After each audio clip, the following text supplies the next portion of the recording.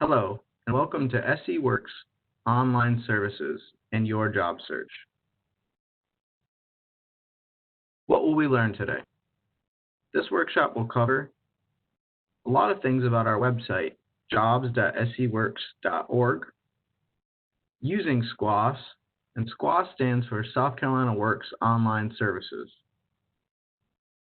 How you can use SCWOS to do a job search, both with a SCWOS resume and without a SCWOS resume.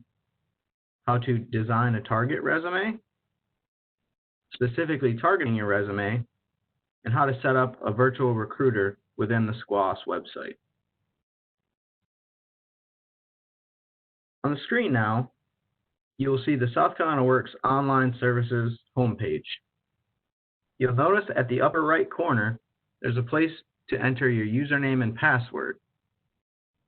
If you're not registered, under Sign In, you can click the Not Registered link and set up your own account. If you cannot remember your username or password, there's also a link below for Forgot Username or Password to reset your password or get a reminder about your username. Where do the job leads come from on the SC Works Online Services page? Our business service team does a tremendous job of networking with employers to get employers to post their positions to our website. Additionally, we also pull from other nation-leading job site services such as Indeed.com, Glassdoor, Career Builder, and many others.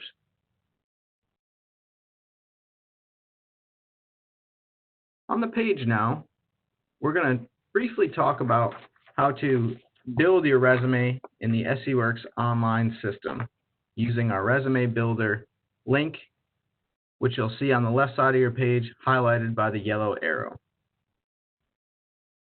We'll get more specifically into how to create your own resume later, but this will at least get you started if you have never done a resume, how to initially build one through our system software. On the page now, you can see what it'll look like after you've created a resume. You can view your active resumes. You can even set up several different resumes based on the position you are looking for.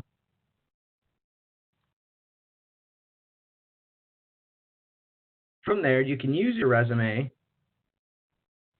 to search desired occupation, salary, even education level. Now you'll see a drop-down list based on your search criteria of some positions using your active resume that you might qualify for. After creating your resume, now you can use the SC Works Online Services system to do a job search. Right above the Resume Builder icon that you previously clicked, there's a link under the quick menu for job search.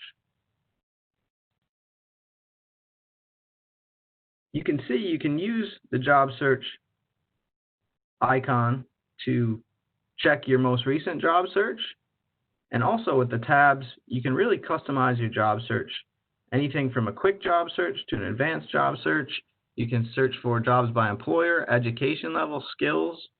There's really a lot of different customizable options you can use SCWOS for to search for different positions.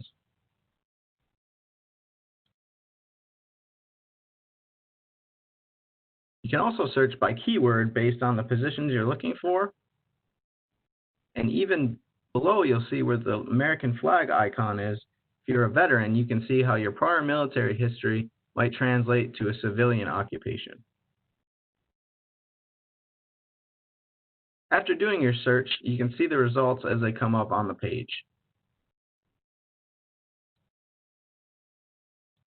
Now that you've found your position you might be interested in, you can see where the yellow arrow lets you click on to specifically apply for that position.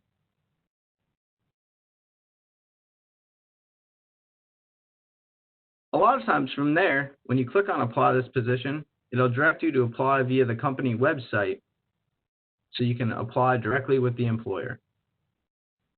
Sometimes you'll get various options. It might give you an email address to email your resume to, perhaps call for an interview, but also, like you can see there highlighted with the yellow arrow, this is redirecting you to apply via the company website. Email in your job search. Email is useful for sending your resume, follow-up messages with employers, and after an interview, the all-important thank you note. If some of you out there still do not have an email account, you can set one up for free at Yahoo, Gmail, or Hotmail, just to name a few. Job search tips. Avoid the one-size-fits-all resume. You should have several different resumes based on the positions you're applying for. Try different approaches. If you've sent out a resume or you've done a job search and you have not had a lot of luck, try a different approach as far as maybe the resume you're submitting, the way you're doing your job search. Try some different approaches. 3, network. What does that mean, networking? That means use a support system around you to help you in your job search. If you have friends or family that work with a specific company you might be interested in, lean on them for tips or possibly, a foot in the door to get an interview. Anyone in your circle, use them to help you network in your job search. Research companies, always important. Anytime you're interested in a company, you can do a quick Google search of that company and really find out some fast facts, recent trends, and the direction the company is going in, and use that to your advantage. Volunteering community service. If you're lacking job history in a specific field you're trying to get into, volunteering and community service is a great way to gain experience in that particular field. Use a master job application. You can go online and fill out just a generic application. You can Google, generic job application. This way you can practice getting all your employment history down, dates, addresses, and then you can always use this for any other jobs you might be applying to. And lastly, use your free resources available to you. Previously, we showed you how to use our resume builder function in SCLOSS, but now we're going to give you some hands-on tips on creating a resume, and more importantly, how to create an effective resume. What's the purpose of a resume? It should be a marketing tool to sell yourself. Summarizes your strengths, skills, and knowledge. Remember, the most important thing a resume does is it allows you to get that all-important interview. That's what you want it to do, allow you to get your foot in the door with that employer so then you can really sell yourself. It's also a screening tool for employers, so you really need to be careful how you list certain positions you've had and other various duties. The importance of the career decision-making process. To write an effective resume, you need to know which career field you want. What does a good resume do? It should be brief, clean, and most importantly, readable. It needs to highlight your skills, qualification, and experience at a glance. It's also important that your skills, qualification, and experience try to relate to that position you're applying for. It should also convey to the employer your potential to contribute to the company's continued success. An employer wants to know how you can help their company be better and move forward. And you should follow the rule of thumb. What is the rule of thumb, you might ask? Basically, when you grab your resume and initially put your hands on it, your thumbs will be basically halfway down the page. The rule of thumb is everything above your thumbs should be the most important information that you want to convey to the employer. Everything below your thumbs should support the message you are communicating. In this short 30 seconds, employers will determine your strengths and look at your resume more in depth. If not, And if they don't feel like those first 30 seconds are strong, it'll be filed away. Employers want to quickly screen you out. It's your job to get screened in. If you don't let employers know in the first 30 seconds of your resume what you're capable of, no one else will. What does a great resume do? It answers 3 important questions every employer has. What have you accomplished? When did you do it? And who did you do it for? Another rule to remember is the 20-second rule. The personnel directors of America's top corporations say again and again, if you haven't presented the most important information about yourself in the top half of the first page of your resume, you can probably forget about getting that job. The head of personnel management for one of the largest and most prestigious employers in Washington, D.C., told the authors that she allows 20 seconds to scan each resume she receives. If in that brief time she does not see anything that gets her attention, she rejects the resume. So pretty similar to the rule of thumb, you also want to try to follow that 20-second rule. Some resume basics. A resume requires planning and decisions. What data should be included? How do you describe your achievements? Which format should you use?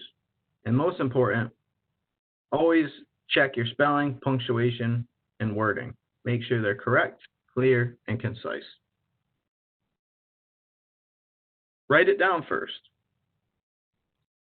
It's very easy to forget dates, names, and actions. Write it down first so you don't need to remember it last. 10 words and terms that ruin a resume very quickly. You can see below that those 10 terms listed. Some most important, hardworking, team player, salary negotiable, detail-oriented. Those are common terms that will ruin a resume very quickly. Writing your own resume. It's not simply words on a page, but it's a picture of you.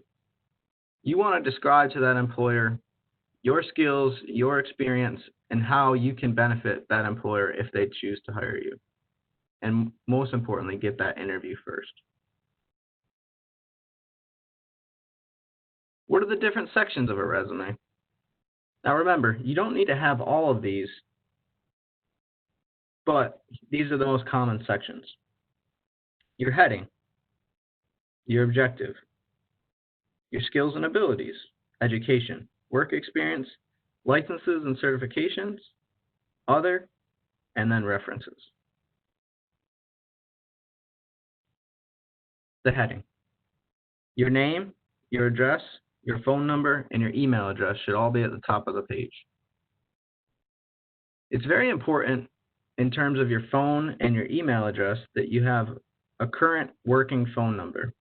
If you're not sure, or perhaps you have your phone's going to be cut off, might not be able to receive calls for a period of time, you will and should put a secondary number on there that you know will be reachable. Your email address. You want that email address to be an appropriate email address.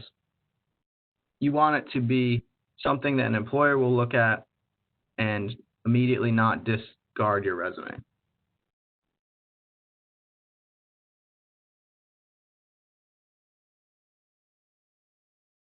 Objective. What jobs and careers do you want to pursue? Keep your eyes on the prize. Unless you are changing careers or submitting a resume without a defined job listing, an objective is unnecessary. If you do not wish to include an objective, keep it short and to the point. Below, you'll see several examples of an objective. Highlights of skills and abilities. You want these skills and abilities to sell yourself. What have you achieved? How did you accomplish it? Don't be afraid to boast, but be honest. And remember the 20-second rule. Education. It's important if you have a degree or a diploma in progress, you take credit for that and then put the amount of hours towards that degree or that diploma or degree is in progress. Any military school or administrative services you want to list, and most importantly, any GED or diploma. Relevant experience. Below you'll see some examples of relevant experience if you worked in customer service or administrative assistant work. It's very easy to do a quick Google search of any positions you've held and be able to obtain some bullet points of generic relevant experience you would have obtained with those positions. Employment history. You'll see listed here, the employment history is in a chronological order, which is going most recent backwards. You'll see that the year is listed, the position title, the employer, and the location. At a minimum, you want to have the year listed, but if you can, month and year is advisable. Use the other section to list any other relevant information, such as volunteer duties, achievements done outside of work, or social or civic activities or other items that might be of importance and relevance to you and the position applying for. References. References are important, but only when an employer asks for them. Leave off of your resume, but know who they are and have their permission to use them first. You also want to make those references aware if you're using them and when you're applying, so they might get a call within the next couple of weeks. Sell your skills with action verbs. Use action verbs related to people, places, ideas, just to name a few. Below, you'll see a list of different action verbs you can use to describe your accomplishments.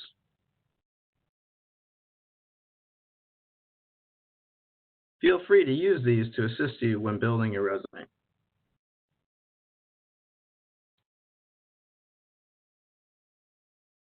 Which way do we go? Now that you've decided what to say and how to say it, deciding on just how to present it is the next step. Resumes can be written in many ways. It's your choice of what type of resume to use.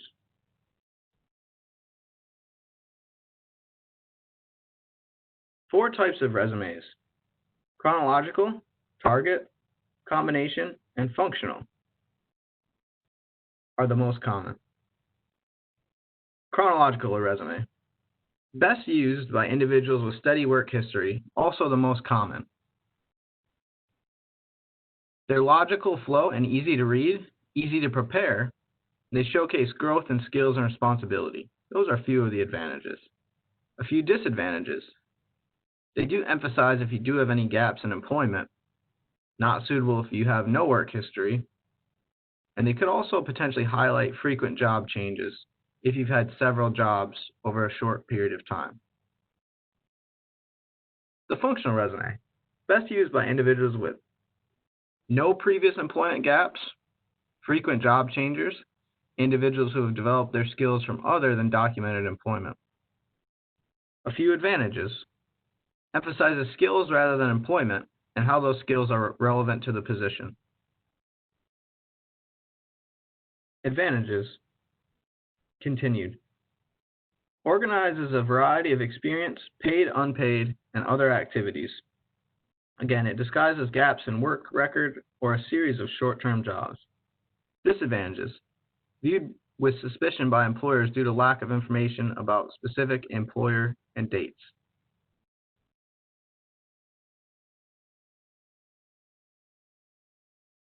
Advantages of the combination resume. First, the combination resume is best used by career changers, those in transition, individuals re-entering the job market after some absence, individuals who have grown in skills and responsibility, individuals pursuing the same or similar work as they've had in the past. And now for some advantages. Highlights most relevant skills and accomplishments, de-emphasizes employment history in less relevant jobs, combines skills developed in a variety of jobs or other activities, and minimizes drawbacks such as employment gaps and the absence directly related to experience. Disadvantages. It can be confusing if not well organized, requires more effort and creativity to prepare. The last type of resume we're going to discuss is a target resume. Best used by everyone because any other formats can be made into a targeted resume. Advantages. Personalized to the company, shows research that you've done, more impressive to the employer, written specifically to employer needs. Disadvantages. It can be very time consuming, again, confusing if not well organized, and should be revised for each employer. Inappropriate resume content.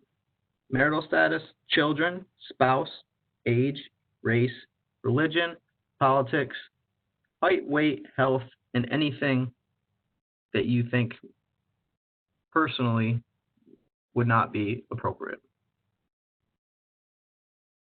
Remember, physical appearance of the resume and cover letter are very important. White space can be used to create an effective resume, and always be truthful. At some point, you'll have to live up to each statement. Now we're going to discuss how you can use the SC Works system as your own virtual recruiter. Once your resume is complete on the SC Works system, you can let the SC Works online system do the work in your job search. Virtual Recruiter is not a substitute for any required job search you might have for unemployment, but does make that search even easier. The virtual recruiter can run for as long as you desire on your schedule. You'll see on the screen, under the My Individual Plans and Employment Plan Profile tabs, where you can select Virtual Recruiter. You can then select My Individual Plans and Employment Plan Profile.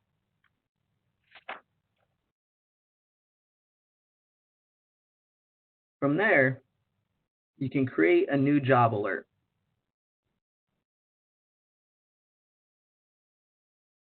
To create that new job alert, you'll use the customized job search criteria to really narrow down the virtual recruiter to what you are looking for. You can see if you happen to not get something that matches what we have in the database, it'll give you some examples of other things that might be closely related to what you're looking for. You can also then expand your search and change your search, and also allows you to save any search criteria you're using.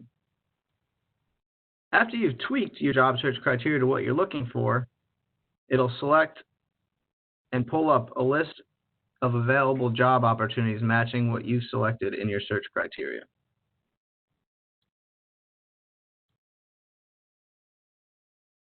Through the virtual recruiter, you'll then see the information you've selected based on your search criteria. You can also use location to narrow down that search. To summarize the virtual recruiter, the first time you run any virtual recruiter, you will find all current jobs that meet your criteria. Subsequent runs will show only those jobs posted since the last report. You can request the virtual recruiter to run daily, weekly, or monthly. We thank you for joining us today, and the South Carolina Works Service team appreciates you watching this. We hope that it was helpful. If you're looking for more workshops from our SC Works Career Readiness series, you can tune in for other topics that include Introduction to the SC Works Online Services and Labor Market Information, SC Works Registration and Background Creation, Barriers to Employment, Networking, Assessments and Testing, and the Interview and Workplace Etiquette. Again, the South Carolina Works team thanks you for tuning in today, and we look forward to working with you further in the future.